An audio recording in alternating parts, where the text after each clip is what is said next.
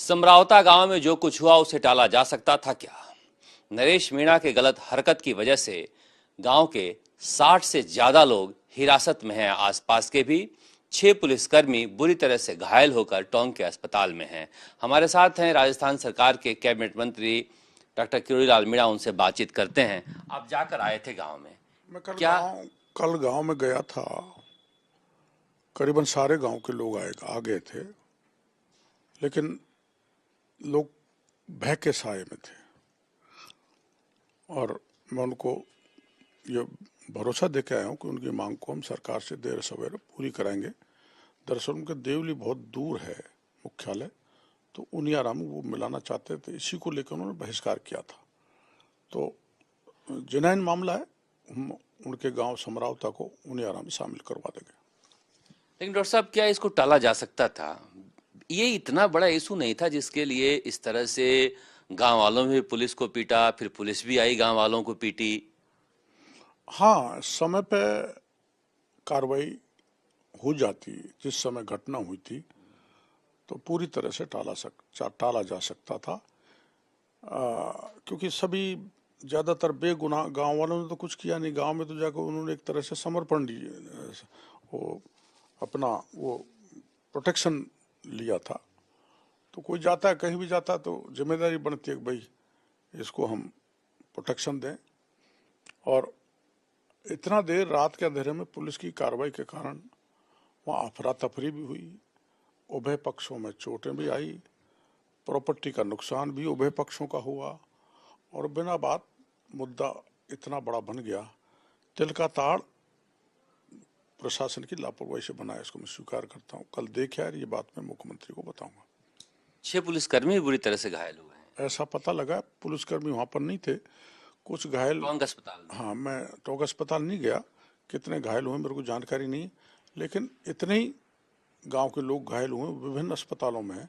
और कुछ ऐसे चोटग्रस्त लोग भी थे जिनको मैं वहाँ मिल के आया हूँ। ऐसी भी कई महिलाएं वो विलाप कर रही थी जिनके बेटे निर्दोष थे, जिनको घर घर से निकाल के ले गए। वो कहाँ हैं कोई पता नहीं। और कई मकानों में बड़ी बर्बरता पूर्वक तोड़फोड़ की है। मकान मालिक तो क्यों करेगा, पुलिस ने। वो मंजर हमने देखा, बहुत बुरी तरह से तोड़ा गया है।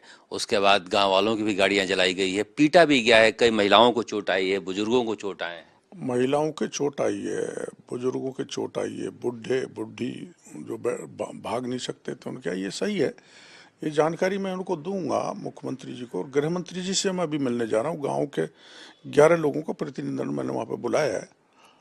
तो मैं एक तो ये चाहूँगा सरकार से कि इसकी न्यायिक जांच हो, judicial inquiry from beginning up to this incidence, कि आखिर में किसका कौन दोषी था ये सब इतना बड़ा मुद्दा बनाने का, किसकी लापरवाही रही। और जो भी लापरवाह है, चाहे सिविलियन है चाहे वो सरकारी अधिकारी कर्मचारी है, उसके खिलाफ जुडिशियल इंक्वायरी के अनुकूल कार्रवाई होनी चाहिए। डॉक्टर साहब, नरेश मीणा हो या कोई और हो, इस तरह से एसडीएम को मारने के बाद ये कहने का हक नहीं है कि और मारता। एसपी को कूटा हमने, मारा, जान बचाकर भाग गया, नहीं तो और मारता। कलेक्टर को कहना कि यहां आ जाओ, मेहंदी उतार दूंगा। या ये लोकतंत्र में ये चीजें सही है कि आपने बहुत आंदोलन किया है? नहीं, देखो, मैंने जो आंदोलन किए वो जनहित के लिए किए, परमार्थ के लिए किए। मैंने मेरे भी कोई मामला इंडिविजुअल वैसे तो पढ़ा नहीं, पढ़ा तो मैं मेरे लिए कभी मैंने जनता को इकट्ठा नहीं किया है और होना भी नहीं चाहिए। ये मामला इंडिविजुअल था क्योंकि खुद के चुनाव का मामला था और उसमें जनता को, निरीह लोगों को झोंक देना। और क्योंकि देश में कानून का राज है और जो अथॉरिटी कोई चुनौती मिल जाए, एसपी या कलेक्टर के बारे में ऐसे शब्द बोले जाएं जैसे आप बता रहे हो, तो किसी भी तरह से उचित नहीं है। जाहिर सी बात है, सुनने में अच्छा लगता है कि हाँ मारूंगा मार, अगर ये थप्पड़ तंत्र चलने लगे तो किसी के बेटे के, किसी के भाई को कोई मार दे और फिर कहे कि इसने गलत किया इसलिए मारा।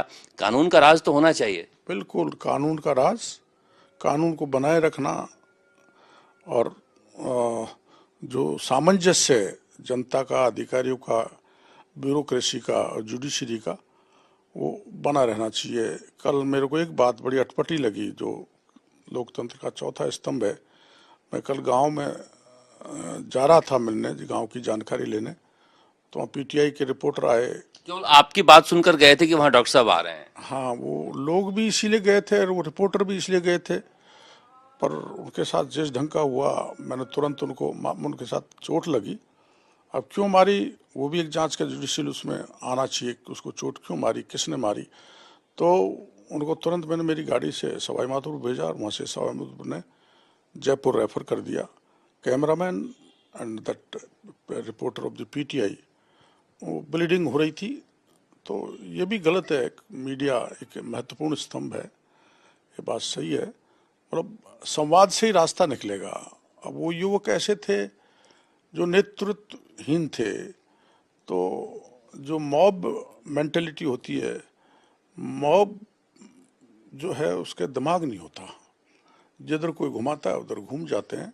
इसलिए मैं उनको कह के आया हूँ, अब धैर्य रखें और ऐसा कानून को हाथ में नहीं लें, किसी प्रकार की हिंसा नहीं करें, सब समस्याओं का रास्ता निकलेगा, निर्दोष भी छूटेंगे, गांव की मांग भी पूरी होगी और अनावश्यक रूप से पुलिस भी भय नहीं बैठाएगी। लेकिन अपन अपनी तरफ से, चाहे मीडिया हो चाहे सरकारी अधिकारी कर्मचारी हो, उसको धमकाना बंद करें। ये चल नहीं सकता देश में, मैं इसका पक्षधर नहीं हूँ।